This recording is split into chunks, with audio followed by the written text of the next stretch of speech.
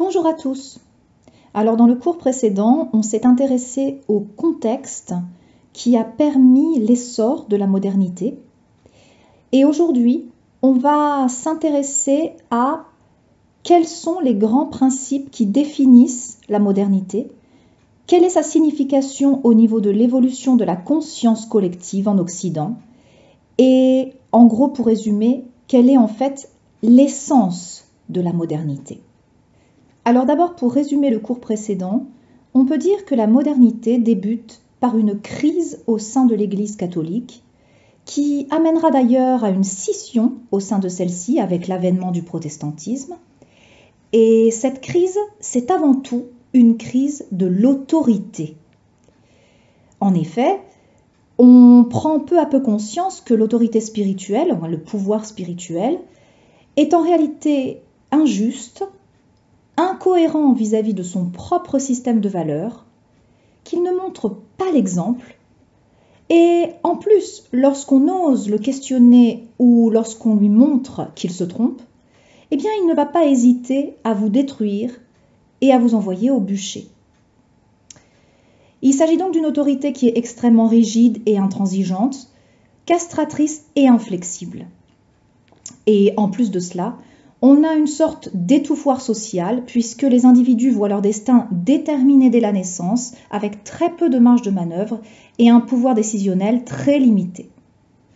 Alors, ce qu'il faut bien comprendre, c'est que ce n'est pas réellement nouveau, c'est-à-dire cet aspect autoritariste de l'Église catholique et ses dérives, ça ne date pas d'hier en réalité. Ça ne va pas apparaître brusquement à la Renaissance. Mais ce qui change, c'est qu'à partir de la Renaissance, une partie non négligeable de la population commence à le voir. En réalité, c'est une prise de conscience majeure qui va amener à cette remise en question de l'autorité ou du moins de la manière dont le pouvoir s'exerce.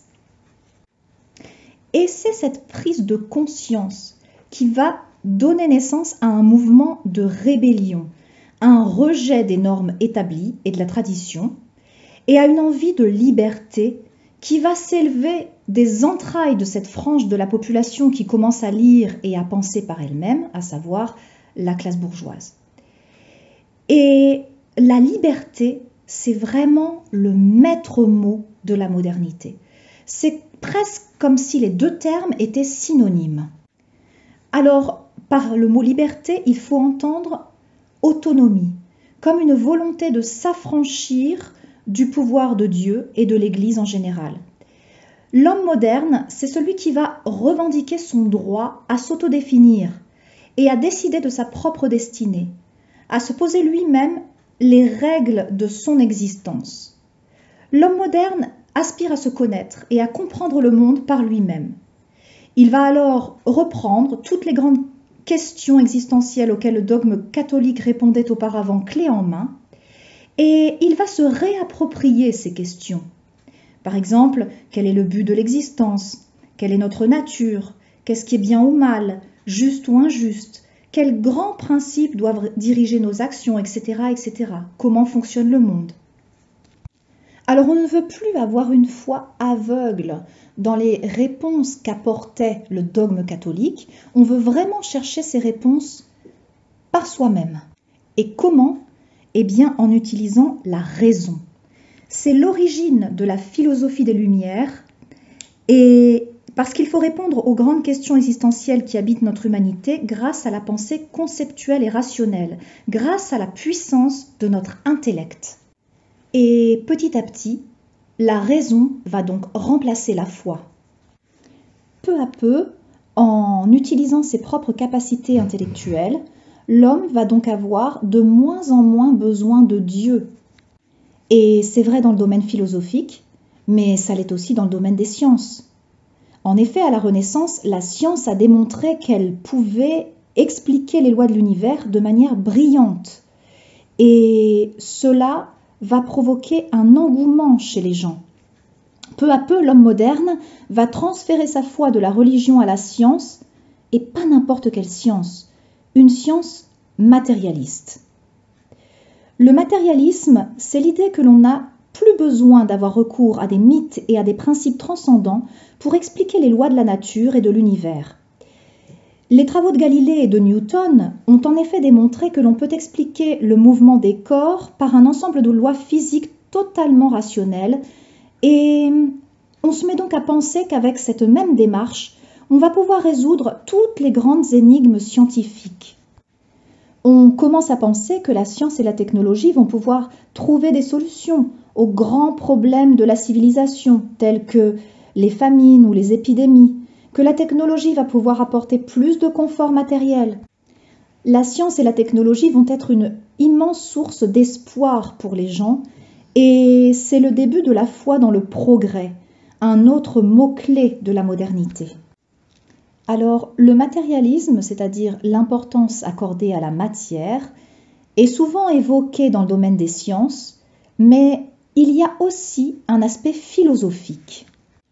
En effet, l'homme moderne va remettre en question tous les grands mythes catholiques, tout ce qui ne peut pas être prouvé ou démontré.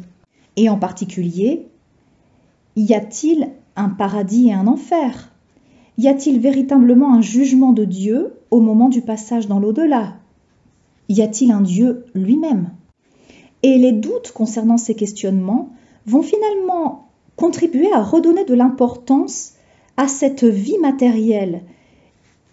Parce qu'auparavant, la vie sur Terre avait relativement peu d'importance comparée à l'éternité après la mort. Et finalement, la vie sur Terre n'était qu'un passage. Et par rapport à la définition du bonheur, on peut dire qu'avant l'ère moderne, la définition du bonheur était simple. C'était que l'âme puisse atteindre le paradis après la mort. Rien de plus. Mais lorsque l'on commence à douter de l'existence même d'un au-delà, alors on comprend que la notion de bonheur doit être totalement repensée. Et repensée dans le cadre de son passage sur Terre, dans le cadre de la matérialité. Donc l'homme moderne va considérer que le bonheur consiste à profiter de la vie et du confort matériel autant que faire se peut, tout en souffrant le moins possible. Donc il s'agit de vivre le plus longtemps possible dans les meilleures conditions possibles. Donc vous voyez ici, on n'est plus du tout dans une logique de faire le bien de manière à pouvoir sauver son âme. Et il y a cette idée de revendiquer le droit au bonheur durant son passage sur Terre, en mettant l'accent sur les plaisirs matériels. Donc on comprend ici que cette notion de bonheur est totalement liée à la science et à la technologie, donc au progrès. Mais elle est aussi liée à la notion de liberté. Car le bonheur, c'est aussi la liberté de faire ses propres choix, de décider de ses propres valeurs et de ses buts dans la vie. C'est de prendre en main sa propre destinée. Donc nous revenons ici à cette notion de liberté que nous avions définie précédemment. Donc au travers de toutes ces idées nouvelles, on voit que c'est l'homme en tant qu'individu qui va être remis au centre de l'existence. Et l'homme moderne va peu à peu s'émanciper du collectif, ne plus être défini par des instances extérieures et prendre ses propres décisions en fonction de ses propres critères. Donc la liberté, la raison, l'individu, le progrès, le matérialisme, le droit au bonheur, tels sont les grands principes de la modernité. Alors tout ça, c'est bien beau, mais ça reste des mots. Pendant toute la Renaissance, tous ces nouveaux concepts vont demeurer dans la sphère des idées, si on peut dire. Mais l'idée va faire son chemin peu à peu. Et le point de bascule, en France en tout cas, ça va être la Révolution de 1789. C'est le moment où la conscience collective atteint une sorte de masse critique, même si ça reste un très faible pourcentage de la population finalement, eh bien il y a suffisamment de personnes qui ont transféré leur foi de l'ancienne vision du monde catholique à la nouvelle vision du monde moderne. Et c'est cela qui va provoquer une révolution. D'ailleurs, la mort du roi Louis XVI, guillotiné en 1793, c'est symboliquement la mort de l'ancien système, celui qui reposait sur la vision du monde catholique. Le roi recevant son pouvoir de droit divin, tuer le roi, c'est comme tuer Dieu. C'est très symbolique. Et la chute de la monarchie de droit divin va ouvrir la voie finalement à une matérialisation, une concrétisation de la vision du monde moderne qui va être traduite en un nouveau modèle politique, économique et un nouvel ordre social. Peu à peu, après la Révolution, tous les aspects de la société vont être remodelés pour incarner au mieux ces nouvelles idées de la modernité. C'est le début de ce qu'on appelle l'ère contemporaine, époque dans laquelle nous sommes toujours aujourd'hui, et que l'on pourrait définir comme l'incarnation de la vision du monde de la modernité. Alors, on peut considérer la modernité comme une sorte d'étape de l'évolution de la conscience collective, en tout cas en ce qui concerne la civilisation occidentale. Et en partant de ce principe-là, on peut dire qu'en 1789, seule la bourgeoisie a en fait atteint cette étape-là, cette étape d'évolution de la conscience. Le peuple, quant à lui, est à des années-lumière de se poser ce genre de questions existentielles ou idéologiques, et il va se joindre à cette révolte bourgeoise parce que tout simplement lui aussi est mécontent, mais pas pour les mêmes raisons. En gros, le peuple à cette époque-là a faim et il croule sous les impôts. Et en plus de cela, il a l'impression que ses revendications ne sont absolument pas prises en compte ou écoutées par le pouvoir en place. Donc, si vous voulez, on peut dire que la révolution de 1789, c'est plus une conjonction d'intérêts entre le peuple et la bourgeoisie qui vont en gros se mettre d'accord pour entrer en rébellion contre le pouvoir et contre la noblesse. Et en réalité, la révolte idéologique du peuple aura lieu bien plus tard et de manière très progressive.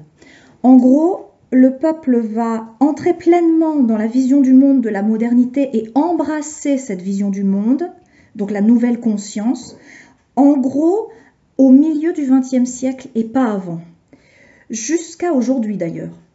Et ce sera donc une conversion idéologique très progressive qui passera par plusieurs étapes. Alors déjà, comme on l'a dit dans la vidéo précédente, le peuple doit savoir lire avant de pouvoir penser par lui-même.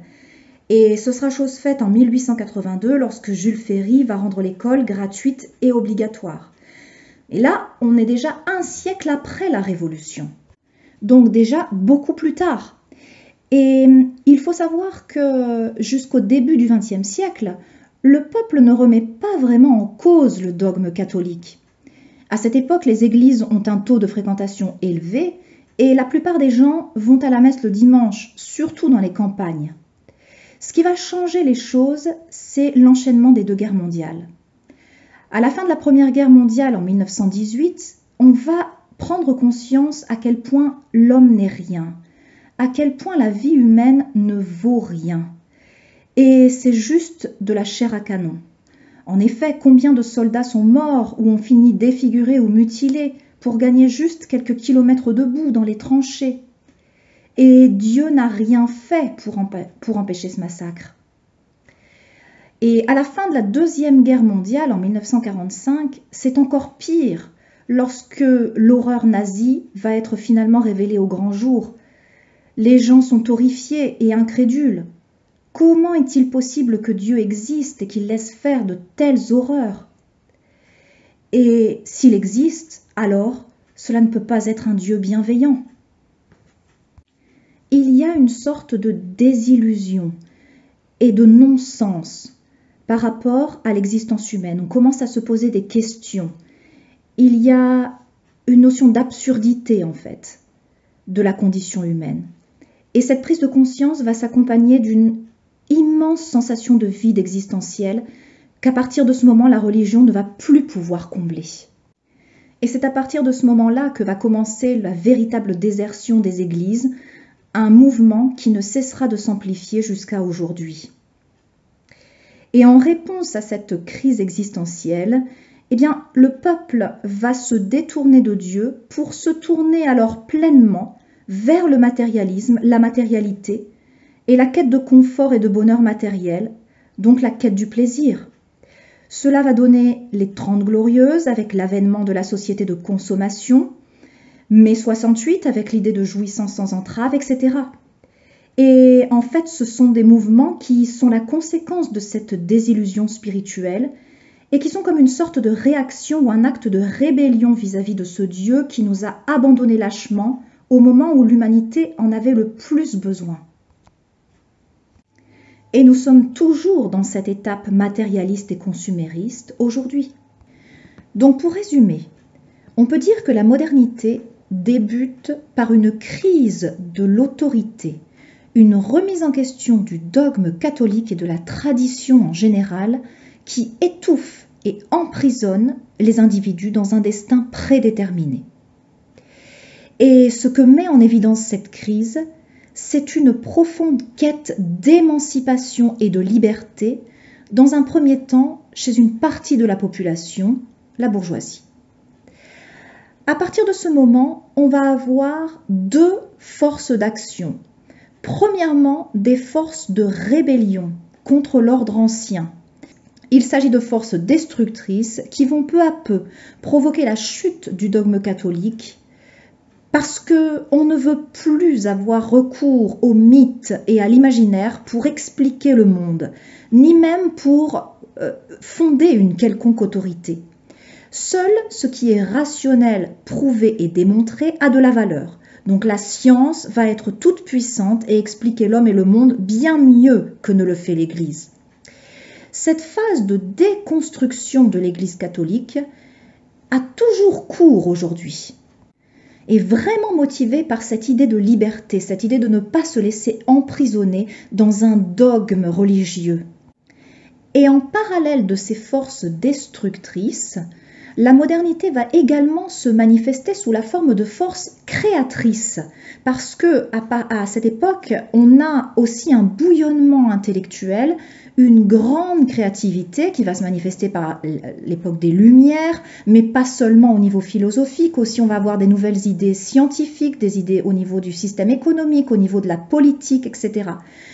Et ces forces de construction vont être à l'origine d'un nouvel ordre social, mais tout d'abord, on va rester dans la sphère des idées, à peu près jusqu'au moment de la Révolution, et puis dans un second temps, à partir du champ laissé libre, puisqu'il n'y a plus la monarchie, eh bien, ces idées vont peu à peu se matérialiser sous forme d'un nouvel ordre social, politique, économique, de 1789 jusqu'à aujourd'hui. Alors, ce qu'il faut vraiment retenir comme idée clé de la modernité, c'est la notion d'humanisme.